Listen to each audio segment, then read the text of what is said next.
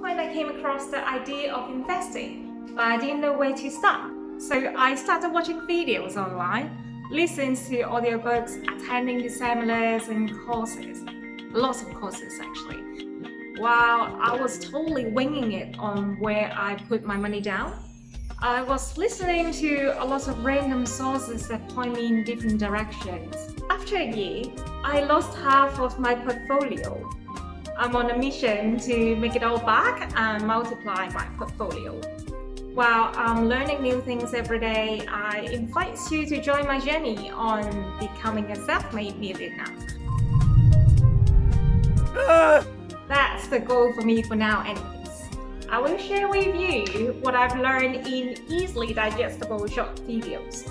I guess the best way to learn is to teach, so we can learn and grow together. See you in the next video.